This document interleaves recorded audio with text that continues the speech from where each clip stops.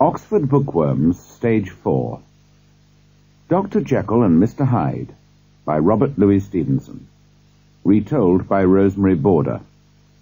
Published and copyright, Oxford University Press, 1994. Cassette 1, Side 1. Chapter 1. The Mysterious Door. Mr. Utterson, the lawyer, was a quiet, serious man. He was shy with strangers, and afraid of showing his feelings. Among friends, however, his eyes shone with kindness and goodness. And although this goodness never found its way into his conversation, it showed itself in his way of life.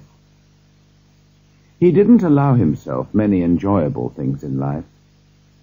He ate and drank simply, and although he enjoyed the theatre, he had not been to a play for 20 years. However, he was gentler towards other men's weaknesses, and as always, ready to help rather than blame them. As a lawyer, he was often the last good person that evildoers met on their way to prison, or worse. These people often carried with them memories of his politeness and fairness. Mr. Utterson's best friend was a distant cousin called Richard Enfield, who was well known as a fun-loving man about town. Nobody could understand why they were friends, as they were different from each other in every way. They often took long walks together, however, marching through the streets of London in companionable silence. One of these walks used to take them down a narrow side street in a busy part of London. It was a clean, busy, friendly street with bright little shops and shiny door knockers. Near the end of this street, however, stood a dark, mysterious, windowless building. The door had neither bell nor knocker, and looked dusty and uncared for. Dirty children played fearlessly on the doorstep, and nobody ever opened the door to drive them away. One day, as Mr. Enfield and his friend passed the building, Mr. Enfield pointed to it. "Have you ever noticed that place?" he asked. "It reminds me of a very strange story." "Really?" said Mr. Utterson. "Tell me." "Well," began Enfield, "I was coming home about 3 o'clock on a black winter morning when suddenly I saw two people. The first was a short man who was walking along the street, and the second was a little girl who was running as fast as she could.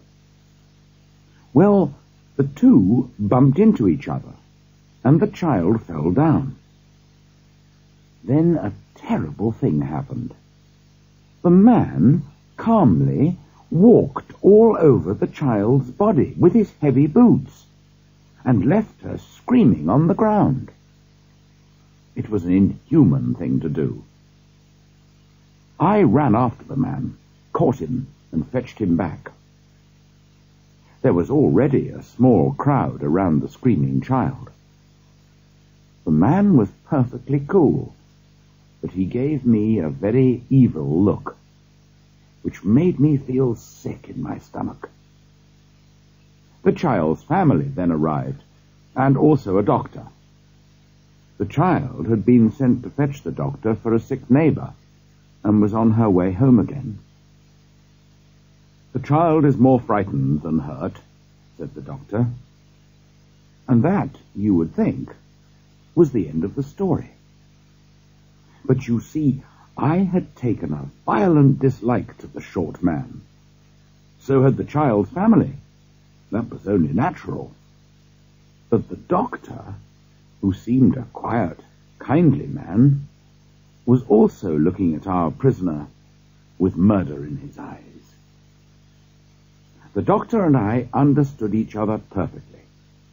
Together we shouted at the man, and told him we would tell this story all over London so that his name would be hated. He looked back at us with a proud, black look. "Name your price," he said. We made him agree to £100 for the child's family.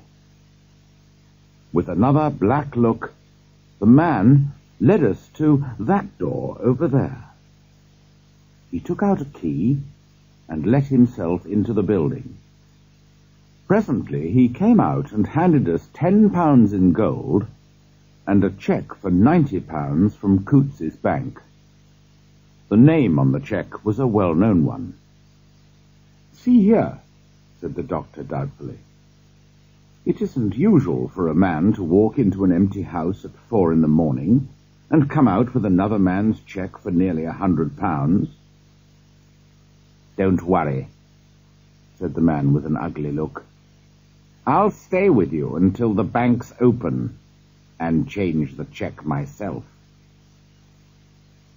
So we all went off, the doctor and the prisoner and myself, and spent the rest of the night at my house. In the morning, we went together to the bank. Sure enough, the cheque was good, and the money was passed to the child's family. "Well, well," said Mr. Utterson. "Yes," said Enfield, "it's a strange story. My prisoner was clearly a hard, cruel man. But the man whose name was on the cheque was well known all over London for his kind and generous acts.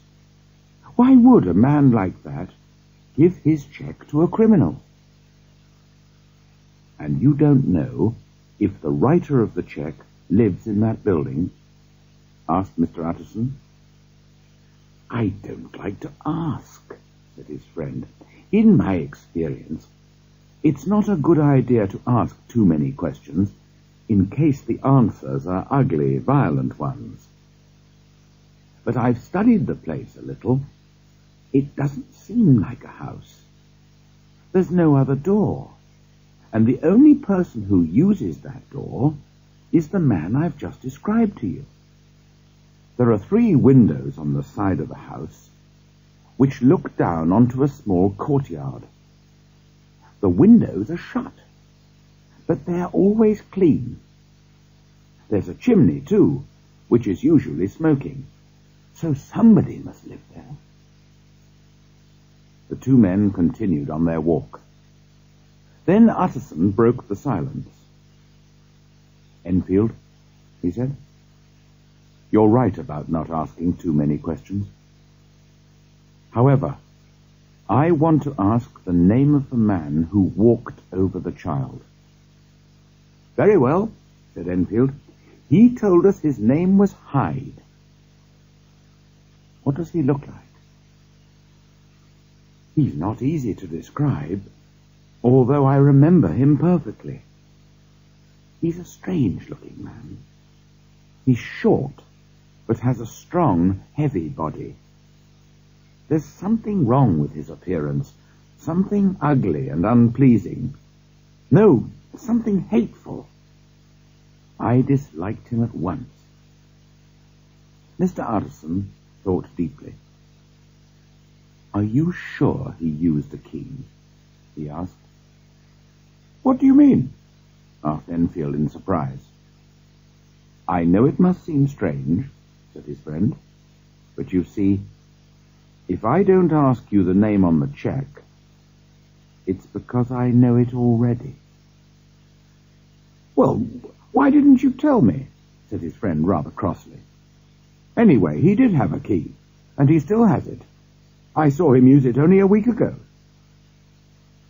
Mr. Utterson looked at him thoughtfully, but said nothing more.